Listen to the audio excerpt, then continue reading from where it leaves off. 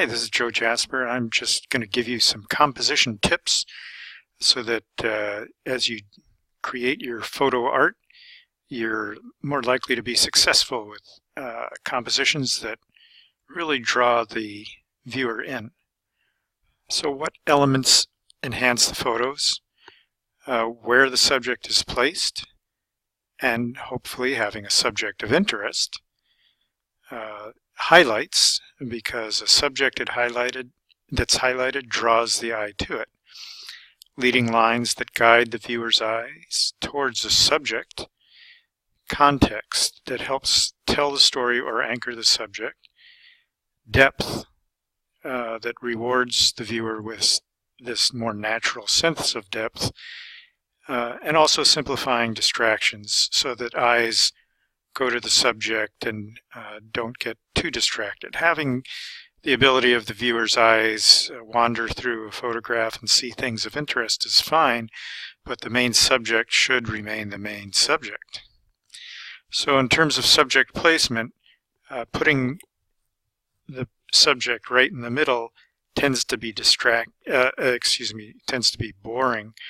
But there are exceptions to that. You know, some classic portraits are done with the subject right in the center, but you've probably noticed that a lot of portrait photography now places the subject off to a side.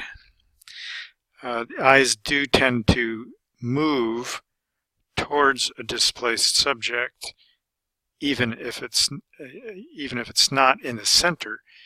There's this natural tendency for the eye to be drawn to the subject.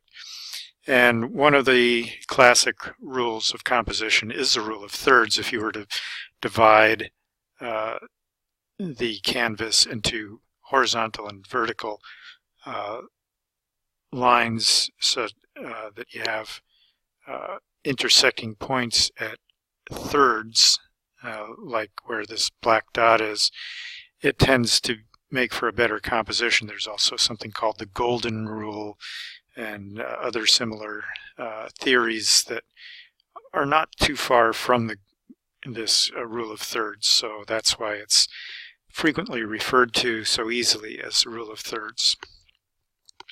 Eyes are also drawn to a highlight, so here we have a black dot subject and a white dot subject, and I can tell you that when you look at this page, your eyes more often than not will be drawn to this brighter dot. And so when we have a subject, we would like it to be highlighted, or the area around the subject to be highlighted if it's a darker subject, in some way to again help the viewer's eyes move towards our subject. And conversely, having distracting highlights in the periphery away from the subject kind of botch that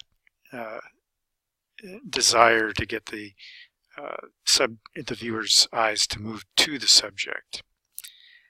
What does help are leading lines. So eyes like to follow lines like roads or fences. And here you might have a pretty simple subject of an island lost in the fog that may not be all that interesting by itself. Here the leading foreground actually is almost of more interest, but it also whips us around into this subject island. And here we have lines that lead us from a fairly boring shoreline out into the distant view. Leading lines can be rivers or streams, and often best not to be dead center, leading from dead center foreground to dead center foreground or midground. It's better if they kind of skew to one side, like has happened here. We can create a sense of depth where the foreground is darker, has more clarity, and the distance is lighter, blending with the atmosphere, whether it's the foreground ground or the foreground sky.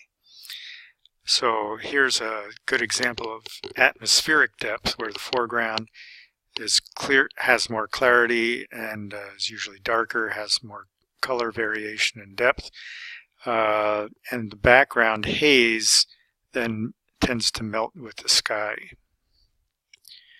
We don't want our context to be distracting. If it's too busy and complex in its color palette, tonal palette, etc., and texture, it's going to be garish, perhaps. And if that's what you're going for, do your thing, but I like to have a more simple and less distracting composition. So here's basically the same composition with less distracting elements, and it tends to be more pleasing to the eye. Here's a very simple color palette, grays, blacks, tans, not a whole bunch to distract the eye. Very easy to focus on the bird. Then is the subject a subject of interest? I just threw this hummingbird on there, not necessarily a spectacular subject, but it's perhaps more interesting than just the disk of the moon or sun or whatever you want to think of that disk. So we want to draw the eyes to a focal point. And so here we have several elements. For example, the little shed on the left has a line that leads the subject in from the fence line, or the flowers even seem to have a line. And then there's a green path that comes up from the left foreground into the right in front of the shed and fence. And then the hillside that kind of comes down. The one thing I don't like in that one is the tree, the brown tree on top. I probably should have cloned out. But otherwise, that's a pretty nice composition. On the right side, we have kind of this darker surround natural vignette, and then a very light foggy center that provides plenty of atmospheric depth, which was actually kind of boring without the person walking in the distance. So again, having a subject that maybe tweaks the interest in the mind of the viewer is good, and also having the leading line of the roads here. So there are some other points, like how you divide up. If you have a scene with sky and mountains, perhaps you want to have a dividing point, 1/3 sky, 1/3 the mountains, and maybe 1/3 foreground, some kind of balance like that. If you have a reflection in a lake of a shoreline, it's often best to have that directly across the center on the horizontal. Unless there's a very interesting sky, perhaps that's not showing up in the water, then you might want to have the sky above taking up a lot of the photograph and that reflection lower down. But those are some quick tips. I hope this was helpful to you.